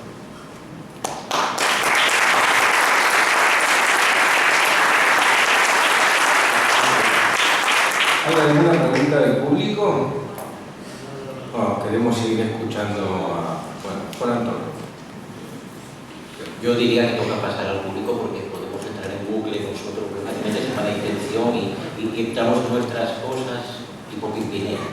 Pero, a ver, del asunto de la derrotabilidad en Carlos Alchurrón, líbrenme los dioses de decir yo nada en este templo, que lo tiene en su santuario con toda la razón. Y doctores tiene la Santa Madre Iglesia Analítica de aquí, y ellos si quieren podrán opinar. Pero atrevidamente y desde fuera y desde una ignorancia grande que quizás se manifieste no lo voy a decir, a mí me parece que decir desde el punto de vista de la lógica y como lógico que era Carlos Alchurrón, que todos los enunciados condicionales son lógicamente derrotables, no tiene nada que ver con decir que todos los enunciados jurídicos de estructura condicional son jurídicamente derrotables. Me parece que eso no tiene nada que el razonamiento mediante el cual se derrota, es derrotada, por ejemplo, en un esquema de condenación, una norma jurídico-positiva se pueda reconstruir lógicamente como supuesto de derrota de un condicional porque concurrió un supuesto implícito, no sé qué, que lógicamente se pueda reconstruir así, ni quita ni pone para lo que estamos debatiendo aquí, que es mucho más político que lógico y mucho más sustancial que formal. Creo. Y a lo mejor está por hacer la tesis, a lo mejor, hipótesis. Yo lo único que quiero decir es que eso de lo de la derrotabilidad, es una tesis postpositivista, no señor. Si además quien lo introdujo recientemente en la teoría de derecho fue Hart, cuando dijo todas, por ejemplo, las instituciones, contrato válido, que es que él ponía, es como si hubiese que leerlo con una cláusula de Anglés. Si se dan tales y cuales condiciones, entonces el contrato es válido o es inválido, a no ser que. Es eso lo que quiere decirse, no más. Pero el que tengan esa estructura no quiere decir que entonces tú puedas ir creando excepciones implícitas alegremente, no. Habrá que naturalmente hay que justificarlo y en algunos casos está justificado establecer una excepción implícita y en otros casos no. Pero digo, en lo que a mí me parece que no tiene razón es decir en que eso es una tesis característica del pospositivismo, contrario al positivismo jurídico, ¿no? Una cuestión, diríamos, yo diría, de sentido común, de que la razón práctica es así, ni más ni menos, entonces es abierta. Entonces no sabemos, en el fondo viene de Aristóteles, de la actividad de Aristóteles, no sabemos si alguna vez puede surgir alguna circunstancia no prevista. Tiene que establecer una excepción, nada más. Pero no quiere decir que esté siempre justificado, es otra cosa distinta, si está o no justificado hacerla. Habrá que ver. Bueno, de acuerdo, las excepciones pueden concurrir en el plano jurídico sustantivo cuando hacer la excepción tiene un buen fundamento, pero yo prometo que me callo o me convierto en nada beligerante dentro de este juego si me explicas qué es lo que hace que esté mejor fundadas tus excepciones o las de digo. Pues mira, una teoría adecuada de la interpretación, por ejemplo. Riggs versus Partners es un ejemplo, creo, clarísimo. Pero ahí digo y tú estés de acuerdo. A ver, Juan Antonio, yo no tengo ningún inconveniente en coincidir contigo en que, por ejemplo, hoy es el día, me parece que es el 28 de septiembre, ¿no? Solo es. Y en muchas otras cosas, 27, vaya, 27 de septiembre, y en muchas otras cosas. A ver, el empeño, es decir, no tengo que coincidir en nada con este juego. Yo digo que cómo solucionan las discrepancias donde las hay sobre la base de acuerdos evidentes sobre qué hora es o cuántos años tiene. Por ejemplo, ¿cómo resuelve, por ejemplo, a propósito de la dignidad humana? Pues bueno, mi concepción de la dignidad humana es básicamente kantiana, es la concepción tomista de la dignidad humana. Ahora, no me cabe ninguna duda de que es un concepto básico en nuestro sistema jurídico, la dignidad humana. Y por cierto, el que haya alguna base común, yo diría, bienvenido sea, porque entre otras cosas el derecho es una práctica colectiva y que implica un acuerdo grande, porque si no, no podría existir el derecho. O sea que el que haya ciertos acuerdos básicos, creo que tiene que ser bienvenidos. De acuerdo, pero si estáis en la Corte Suprema, Rodolfo y tú, sí, y un número X de discípulos tuyo, vais a tener que decidir votando. Y entonces se impone la fuerza del número sobre la evidencia de la razón.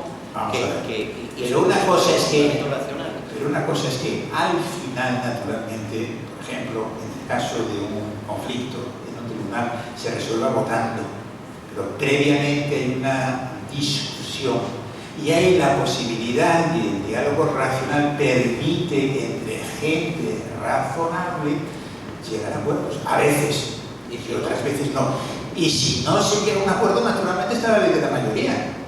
Mira, hay un ejemplo que me parece muy interesante que pone Macorni, que él dice que en la Cámara de los Lores, el Tribunal Supremo, hubo dos momentos distintos donde el Lord, digamos, que regía los debates, no me acuerdo los nombres, pero uno tenía una concepción como la tuya, para entendernos, y otro una concepción como la mía, como la de Dworkin.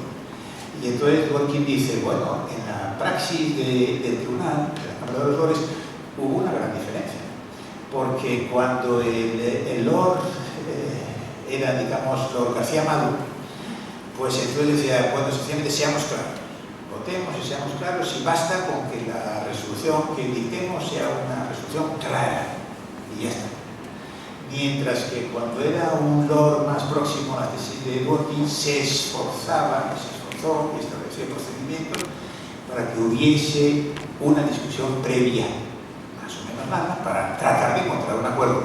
Y a veces se llegan a acuerdos y a veces no.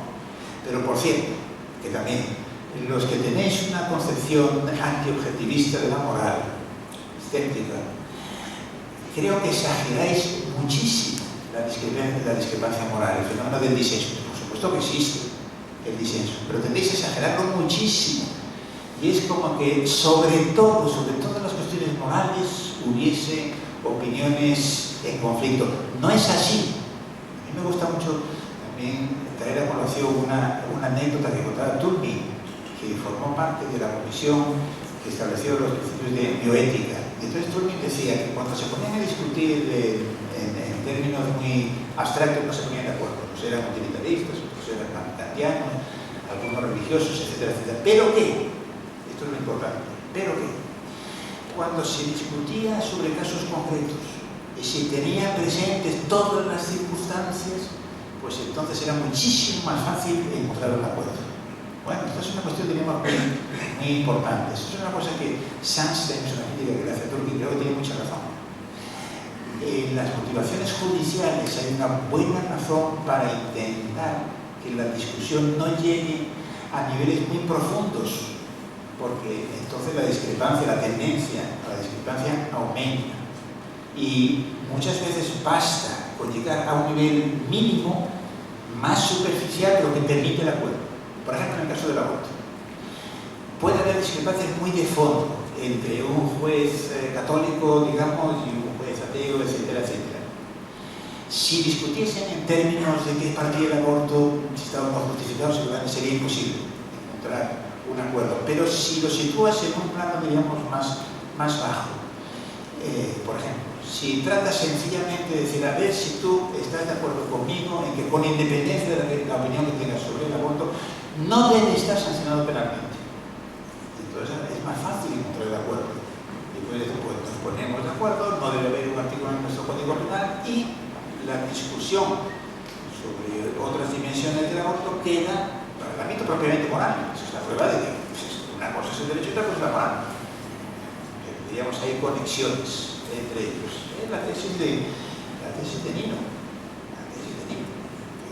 La idea fundamental de una buena filosofía del derecho es ver cómo enlazar esos tres elementos: derecho, moral y política. Y bueno, pues, en fin, la argumentación jurídica no es exactamente como la argumentación moral, ni es tampoco exactamente como la argumentación política, que tiene elementos morales y tiene elementos políticos.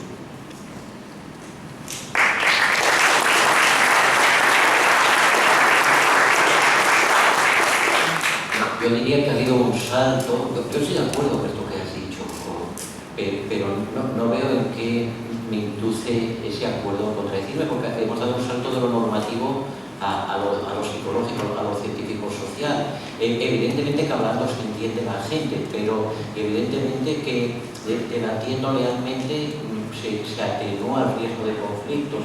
Evidentemente que entre los que discrepan se pueden encontrar acuerdos intermedios con las adecuadas estrategias de argumentación, etcétera, pero esos son elementos que ya no se refieren a cómo entendemos el derecho y queremos organizar su práctica y con qué límites, sino a dinámicas del trato social que tienen mucho de psicología individual y de psicología colectiva. O sea, yo de acuerdo en que está muy bien que se eviten, cuando interesa construir en común, que se eviten las tesis más extremas de una parte u otra y que se pretenda el acuerdo entre los intermedios, claro. Lo que no veo yo claro, pero desde el punto de vista fáctico también, y si se me permite seguir con la broma ya por última vez, es que si tú a un naturalista o un colega muy conservador le dices, ¿qué te parece si no discutimos todo del aborto como una cuestión de principio, sino simplemente vemos si merece la pena que esté penalmente castigado o no? Él te va a decir, bueno, pero si de eso se trataba la discusión. Esto no consistía en hacer un tratado sobre las ventajas e inconvenientes morales del aborto voluntario. Se trataba de ver cómo lo regulamos, y la regulación solo se refiere a si está penalmente permitido o está penalmente no castigado, ¿no? Yo soy partidario de la ley de plazo como la que tenemos en España. Eso es mi ideología, luego a efectos de marcar las distancias que que puedan importar, pero me cuesta mucho creer que un colega y amigo que con todo derecho sea y un naturalista argentino dirá, no, tal como lo ha reconducido Atienza dentro del tribunal, donde dice que no discutamos sobre el valor de la vida en general, sino sobre si castigamos o no penalmente el aborto, ahí sí vamos a llegar a acuerdo. Yo creo que no hay acuerdo posible ni ponderación compartida en ese que estamos tomando como ejemplo y en cualquier caso moralmente difícil, que al mismo tiempo plantee dudas de interpretación de normas, y no digamos que de lo que se trata es de añadir normas a la Constitución o sacarlas de ella. Y por otro lado, yo no tengo una concepción anti-objetivista del derecho. Yo algunos días me levanto diciendo, soy tan objetivista como Manuel Atienza porque casi todas mis convicciones morales coinciden con las suyas, ¿no? Frente al colega y un naturalista argentino, yo estaría todo el rato haciéndote barra a ti. Pero la cuestión, para mí el enigma teórico es, ¿y realmente tú y yo somos fuente del derecho frente a Vigo, que es mero manantial?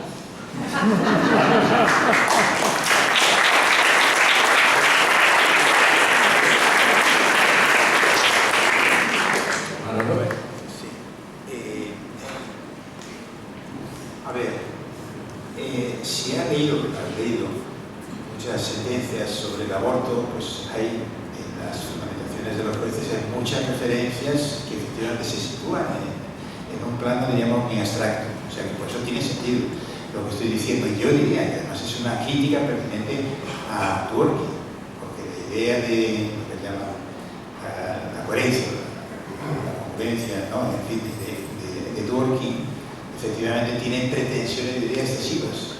Entonces me parece que desde el punto de vista de Sunstein, más pragmatista, me parece que es indicado. Y creo que es una buena idea, una sugerencia para lo que es la práctica de los tribunales, de los jueces, y además que permite ver también las conexiones y las diferencias entre la argumentación jurídica y la argumentación moral, que es de lo que se trata aquí. O sea, yo no estoy diciendo, por eso lo del moralismo me parece que es una expresión absolutamente confundente, porque hace pensar en lo que no es. No es que la argumentación jurídica, por cierto, que Dworkin a veces lo ha presentado así, o Alexis, como que la argumentación jurídica es un tipo de argumentación moral. En mi opinión, eso es un error. No es un tipo de argumentación moral, sino que sencillamente hay conexiones. Y la manera adecuada de ver las cosas, las relaciones entre el derecho y la moral, no es como los positivistas se empeñan en presentarlo. Si puede haber normas injustas, que la respuesta es obvia, que sí, que la puede haber naturalmente. Y una norma, por mucho que sea justa, moralmente legítima, etcétera, etcétera, por ello no es jurídica. Eso es clarísimo. El problema es otro. Entonces, los positivistas, digamos, yo creo que tendéis a plantear mal las cosas, igual que en la interpretación. Si uno no se da cuenta de que el derecho es una práctica, no puede entender lo que es la interpretación. El librito que tradujo Carrillo del Fuller, de los exploradores de cavernas, yo creo que sigue siendo sumamente esclarecedor. Es decir, ver lo que es la práctica, tienes que interpretarlo teniendo en cuenta que el derecho tiene ciertos propósitos racionales, no puede llegar a decisiones interpretativas que vayan contra el sentido común y hacer que el derecho, digamos, no tenga sentido, que el derecho penal deje de cumplir los principios, las finalidades que tenga que cumplir, etcétera, etcétera. Por eso yo pongo mucho énfasis, creo que ahí está el asunto. En el fondo es una cuestión de ontología. El derecho no es simplemente un objeto que esté ahí fuera y que se trata sencillamente de describirlo. Esta es la idea de los positivistas. En parte se trata de eso y naturalmente que hay objetos jurídicos, pero fundamentalmente es una práctica. Es una actividad en la que los propios teóricos del derecho también participan. Yo, de nuevo, bueno, una metáfora que me gusta. Dice, el derecho no es como un gran animal, no es un gran rinoceronte. Dice, es más bien como la actividad consistente en cantar en coro. Dice, bueno, la novela en cadena que ponía Dworkin, Nino hablaba de la construcción de una catedral, a mí me gusta más la metáfora de la construcción, diríamos, de una ciudad, y ahí está mi conexión con Jeremy. Lenin. Lo de la lucha por el derecho, bueno, puede ser que efectivamente la expresión no sea muy afortunada, pero en el fondo tenía razón, porque Lenin fue un positivista jurídico, pero que se dio cuenta de que el derecho, él decía, era una idea de fin, pues lo traduciríamos diciendo, es una actividad práctica. Y Lenin se dio cuenta de esto, y por eso yo creo que el precursor del pospositivismo contemporáneo es Lenin. Y hay una clarísima línea, en mi opinión, que llega Lenin, Holmes, Fuller, Dworkin. Está un poco en esa misma tradición. Y la otra es la de Kelsen, la concepción del derecho como un conjunto de normas. Esto es equivocado. Es una cuestión ontológica. El derecho no es sencillamente un objeto que esté ahí fuera, y se trata sencillamente de describir, es una práctica, es una actividad. Me parece que de ahí viene, yo diría, todas nuestras discrepancias. Una discrepancia ontológica. Me parece que ese es el punto, diríamos, que nos separa, esencialmente. ¿Quieres decir algo? Sí, claro. Que el derecho es una práctica, me parece una afirmación ciertamente, si lo habría dicho, interesante, importante y un poquito trivial también. A ver, claro que el derecho es una práctica, pero la contabilidad es una práctica. El problema no es que el derecho es una práctica, no lo es. Tiene sentido desde la práctica. El problema es cómo conciliamos la afirmación central en su teoría, que está bien, no hago objeción de fondo a eso, el elemento de que el derecho es una práctica con la convicción, la afirmación, que aquí hoy he repetido, de que tendencialmente o potencialmente hay una única respuesta correcta para cada caso, o que los empates pueden ser objetivos. No hablo de los empates en las votaciones. A ver, la contabilidad es una práctica, pero tiene como referencia, permítame mi ignorancia en materia de matemática, la contabilidad es una práctica que tiene como referencia la aritmética o la matemática. Es decir, las cuentas se hacen bien o se hacen mal, o son correctas o incorrectas. Entonces, es una práctica vinculada, no sé, a un espectro importante de respuestas correctas. Hay un patrón, hay un parámetro objetivo. Hizo mala cuenta, hizo bien la cuenta. Si el derecho es una práctica donde influyen enormemente los elementos valorativos y discrecionales y el tipo de jugadas que se hagan dentro de un espacio, de un campo, de una cancha marcada por lo que dice toda una serie de normas, hay un acuerdo absoluto entre lo que dice esto y lo que sostiene todo el positivismo del siglo XX.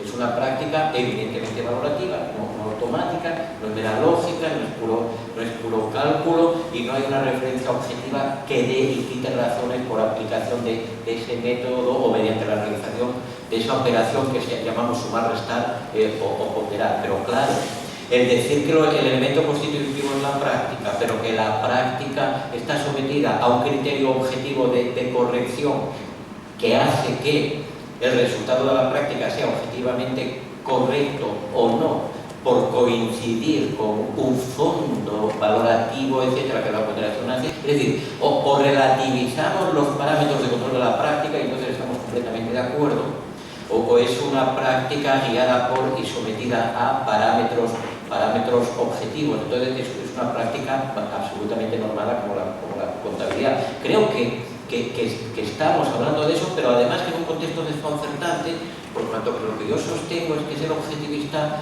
moral no fuerza a ser antipositivista jurídico, porque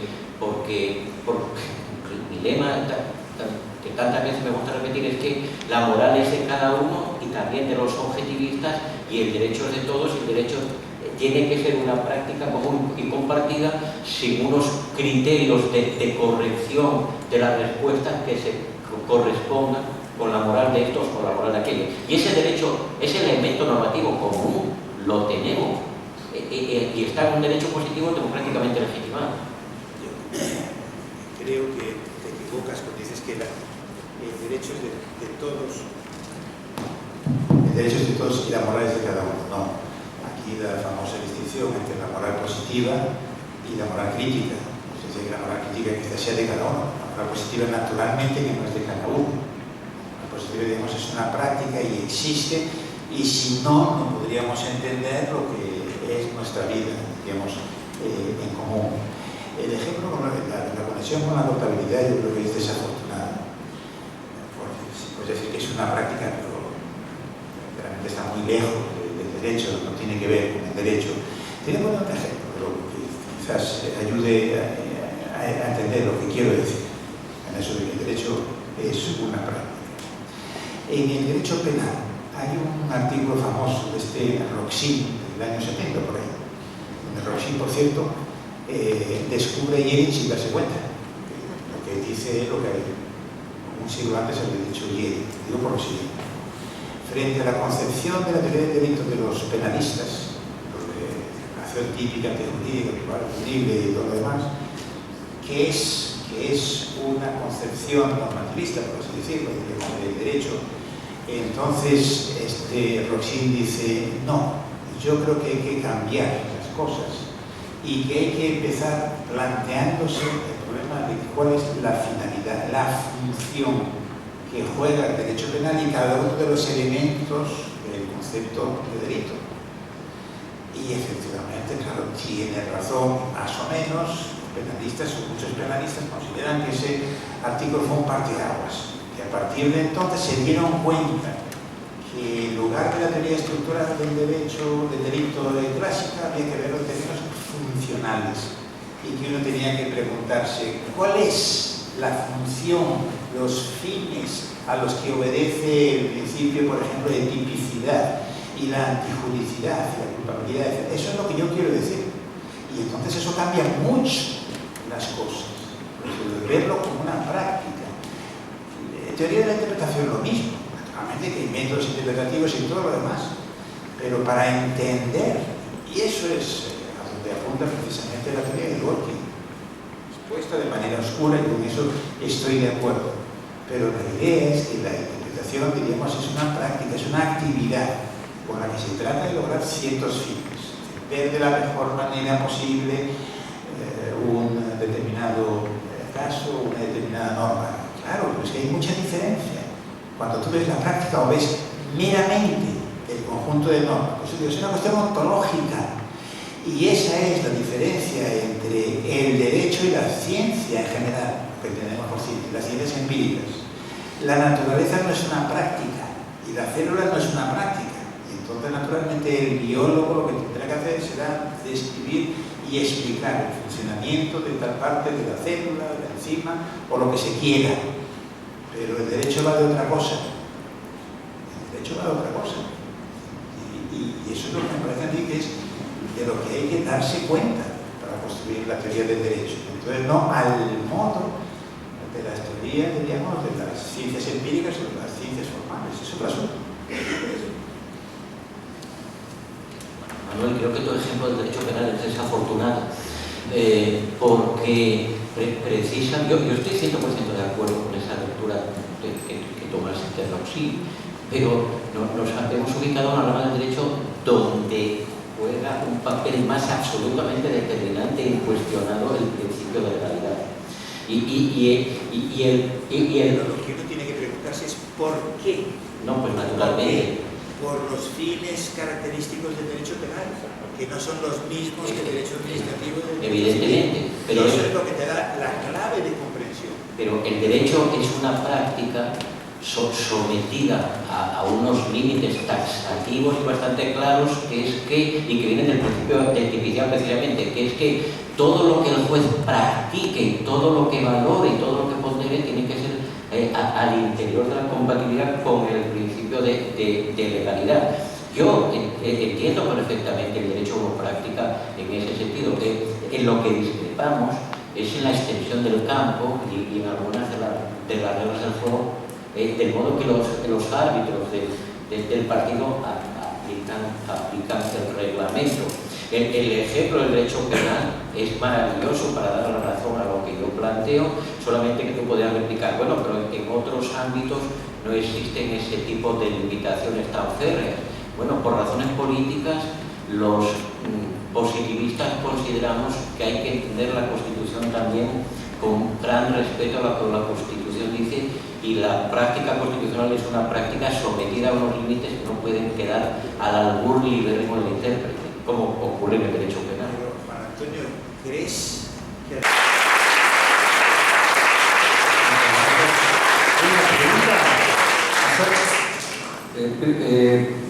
Les pido que se acerquen porque como esto va por streaming, sí, Hugo,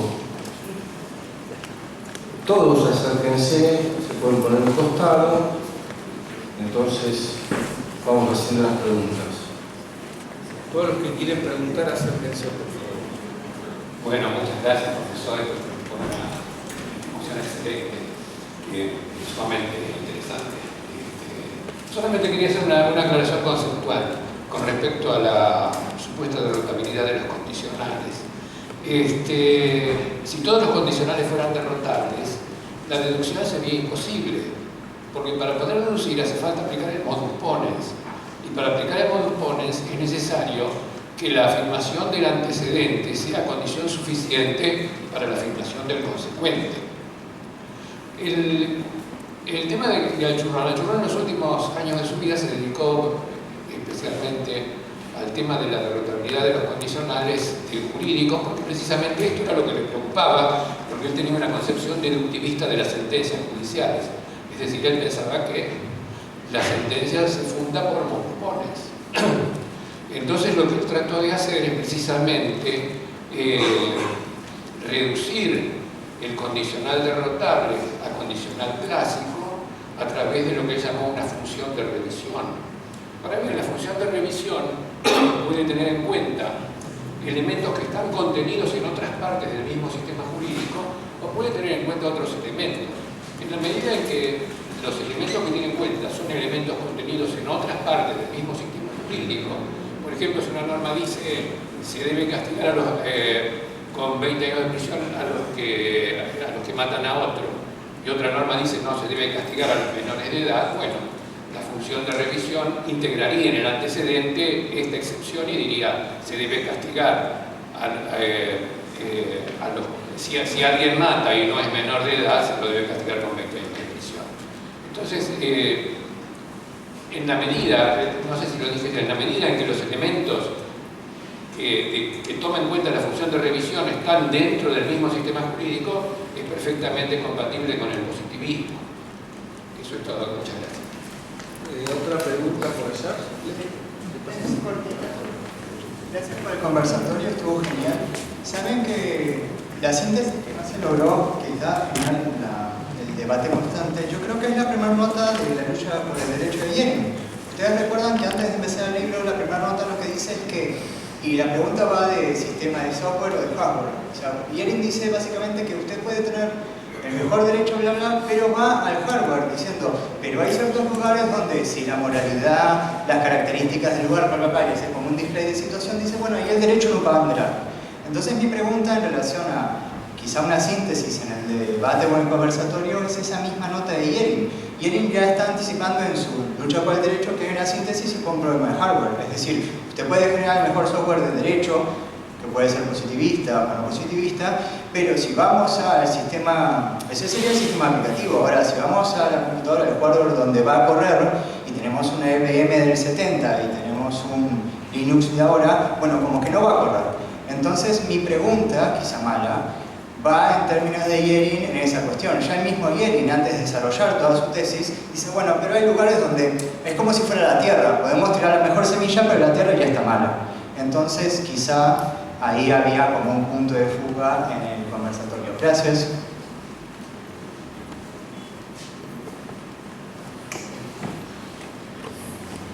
Bueno, Pachi, ¿quieres hacer una pregunta? Se puede. Sí, pero vamos a pasar acá.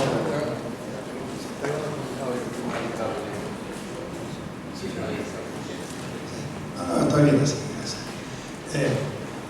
Bueno, está interesantísimo el debate. Por cierto, yo estoy completamente de acuerdo con lo que se ha llamado, no cabe ninguna duda. Pero tengo una observación adicional. Me parece que hemos estado debatiendo, ante todo, acerca de cuál es la estructura del derecho. No solo eso, cuál sería la mejor estructura del derecho. Y aquí, claro, para hablar mal y pronto, hay dos maneras de hacer el derecho. Una mediante obligaciones y prohibiciones y otra mediante derechos. Y claro, desde que los pospositivistas se adueñaron del poder constituyente, ahora todos son derechos y ya no hay casi obligaciones ni prohibiciones, lo que a mí me parece técnicamente inconveniente. Pero no es este el punto que yo quiero señalar, sino que siempre pensé que el positivismo, el neonaturalismo, o el pospositivismo, o el paleopositivismo, antiguo positivismo, extinto positivismo, etc., son maneras de plantear una teoría del derecho. Y una teoría del derecho, diría yo, tiene que hacer básicamente dos cosas. Primero, ofrecer una definición del concepto de derecho, que más o menos pueda funcionar. Y luego, de acuerdo con esa definición, establecer de qué modo puede uno adquirir conocimiento del derecho. Y claro, aquí me parece que está el quid de la cuestión. ¿Cómo se adquiere el conocimiento de cualquier cosa? Mediante un método. Yo conozco dos métodos que dan resultado: la observación y el cálculo. Aplicados al derecho, bueno, la observación nos permite leer los códigos, conocer la jurisprudencia y no mucho más. El cálculo nos permite, a la manera de Arturo Rimulini, deducir una norma de otras. Pero ninguno de estos dos métodos que yo conozco nos permite establecer cuáles son los principios, qué principios son mejores que otros, qué principios deben ser preferidos en una ponderación sobre el otro. Y si no hay método, me parece que no hay conocimiento. Y si no hay conocimiento, no puede haber una teoría que descanse en estos métodos. Eso era todo. Gracias.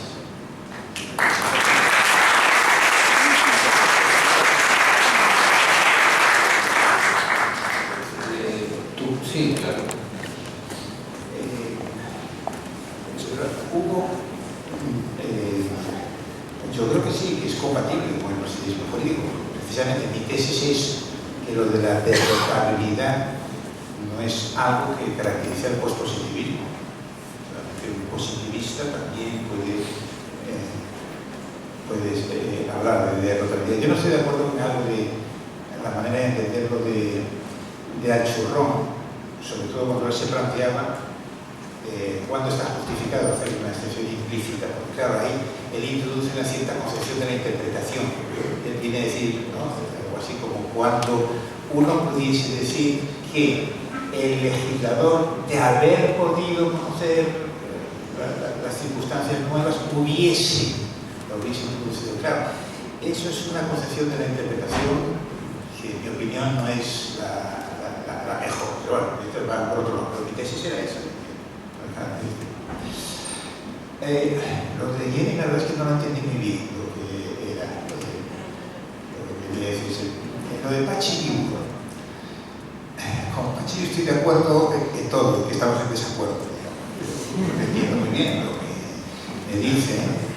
Y entonces te diría que, claro, tú dices, hay dos cosas, la observación y el cálculo. Pero claro, esas son precisamente las dos cosas que no nos sirven para el derecho. Claro, si no fuese biólogo, físico, algo así, matemático de observación, pero de poca. Es que el derecho es otro asunto distinto. Yo decía, mi discrepancia es una discrepancia ontológica. El derecho es lo que es. Y entonces resulta que necesitamos el derecho porque conseguimos satisfacer algunas finalidades que son muy importantes. Y entonces se trata de conocer. Yo diría, fundamentalmente no. Claro, hay que conocer. El conocimiento, por así decirlo, es la base. Yo me acuerdo de esto, lo que decía Mario Bunge, para diferenciar la ciencia y la técnica. Por eso lo que hablaba normalmente de ciencia del derecho, la matemática, no es una ciencia, porque su propósito es como la medicina, la diferencia entre la medicina y la biología. Su propósito no es conocer, su propósito es resolver cuestiones prácticas utilizando en la medida de lo posible conocimiento. Pues el conocimiento formal, la lógica, la ponderación, ¿cierto? datos de la experiencia, de sociología, pero fundamentalmente no es esto. Lo fundamental del derecho es dar soluciones a problemas prácticos, a cierto tipo de problemas y de una cierta manera. Y por eso, claro, el cálculo de desarrollo jurídico, de norma que existe. Yo creo haber sido el primer español que leyó el libro, lo estudié y creo haberlo entendido. Claro, es un libro, la edición inglesa, por lo que creo recordar, era del 71, está escrita algo antes, fue sin duda un enorme avance. Pero eso es, en mi opinión, manifiestamente insuficiente. Te permite entender algo del derecho, debería, muy poquito. ¿Y por qué? Entre otras cosas. Porque norma no existe, está fundado sobre la base de que lo único que hay es un tipo de enunciado jurídico, son, digamos, las reglas. No hay, por cierto, las normas constitutivas no aparecen los principios. Y entonces, claro, necesitaríamos una teoría del ordenamiento jurídico, de las lagunas, de las contradicciones, etcétera, etcétera, que tendría que incorporar una complejidad que ni de lejos está. Entonces yo diría, ¿hay un espacio para el cálculo? Sí, pero muy pequeño. Muy pequeño. Fundamentalmente, yo creo que el derecho en el mundo social es semejante a la medicina en el mundo de las ciencias naturales. La medicina no es la biología, claro, los grandes avances de la medicina se deben al gran desarrollo de la biología, de la química, etc. No tenemos algo semejante en el campo del conocimiento social. Pero la dogmática no va fundamentalmente de conocer por conocer. Yo creo que va de cómo solucionar problemas, sugerir soluciones a los problemas. Y por eso creo que esa es la gran discrepancia que yo tengo con los positivistas. Y bueno, pero aprecio mucho a los positivistas. Y he aprendido mucho, naturalmente, de los positivistas. Lo que pasa es que yo creo que es un paradigma en el que uno aprendió mucho, pero desde hace unas cuantas décadas me parece que está en dique seco. Yo por eso a veces provocativamente digo que el positivismo jurídico está muerto. Y el problema es que hay que enterrarlo. Eso es difícil, porque no se dejan enterrar.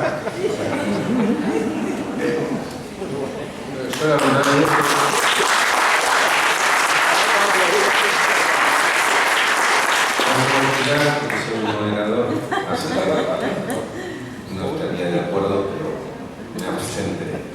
Bueno, última palabra para el profesor. Rápidamente, querido Manolo, parafraseando los muertos que vos matáis están bien vivos. Por aquí un positivista me susurraba, no estaba muerto, estaba de parranda, no puede hablar. Bueno, pero eso no de menos. Yo quería hacer una... Son espectros. Pues son espectros. Yo quería hacer una observación tal vez tangencial, pero quizá no es relevante. A ver, hemos descartado de plano el contenido observacional en el conocimiento del derecho. Cuando yo leo en el artículo 15 de la Constitución Española queda abolida la pena de muerte, yo adquiero un conocimiento sobre el contenido de una norma que también conozco que es jerárquicamente superior, etcétera, y sé que queda abolida la pena de muerte, y lo sé porque utilicé mi sentido de la vista y mi formación paralela, igual que cuando si mi pareja me dice tráeme una botella de buen Malbec de Argentina, pues por motivos racionales que si le llevo una agua tónica no cumplo con eso. Claro, entonces lo que aquí hemos estado debatiendo es lo siguiente: el derecho es una práctica para la solución de problemas sobre la base de asumir el valor de ciertos conocimientos que se adquieren por vía observacional, que es como después leyendo el Código Penal, entendiéndolo lo que tenga claro y sabiendo cuáles son los límites de lo que tenga oscuro. Si nos olvidamos de esas observaciones, entonces llegamos al sueño lúbrico de los moralistas mucho más extremos que Manuel, que es la justicia del caso concreto como única pauta de decisión en el derecho, y a un juez que no aplica constituciones ni códigos ni nada por el estilo, sino que pues, usa el metro desastre, que es flexible, o aquella famosa regla lésbica aristotélica, ¿no? Aristóteles en nuestro medio, ese autor tan querido, Aristóteles es un autor radicalmente disolvente del sentido del Estado de Derecho, lo cual no quita ningún valor al filósofo Aristóteles, pero hace cuestionable ciertas utilizaciones de Aristóteles como guía de la decisión judicial. Cuando la Constitución dice no se aplicará retroactivamente la norma penal desfavorable, vaya si hay contenido observacional que podemos llegar con la solución práctica de problemas. Haya cada país por su conciencia sobre la práctica, los problemas y los contenidos observacionales. Muy bien, le doy lugar al decano para que diga las palabras de cierre.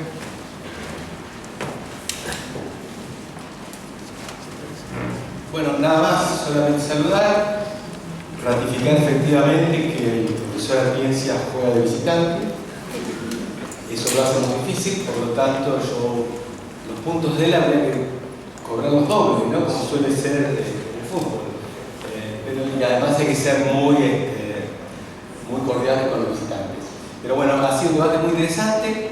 Creo que esta es una nueva edición, me parece que hubieron puntos adicionales, nuevos, me parece que se contribuyó, hay algunas diferencias ontológicas que me parece que quedaron bien marcadas, en teoría, la teoría condiciona la práctica, eso no cabe duda, y por lo tanto está cada vez más palpable. Así que solamente estamos muy contentos, muy orgullosos, y bueno, y promover estos debates en la facultad. Me parece que esta es una iniciativa que vamos a continuar, y yo aspiro que en muchas de las materias también podamos tener este debate, que en realidad, por ser de teoría del derecho, a mí me interesa ver cómo impacta en cada una de las disciplinas del derecho. Porque lo que solemos ver en un libro de Derecho Civil, de especialidad, digamos, que no sé por qué en el primer capítulo son naturalistas, en el segundo son positivistas, y en el cuarto son, no sé, positivistas críticos. Y eso sucede. Convendrán conmigo que hay que buscar la coherencia en cualquier teoría del derecho. Bueno, muchas gracias a todos y los estamos esperando mañana para el honoris causa de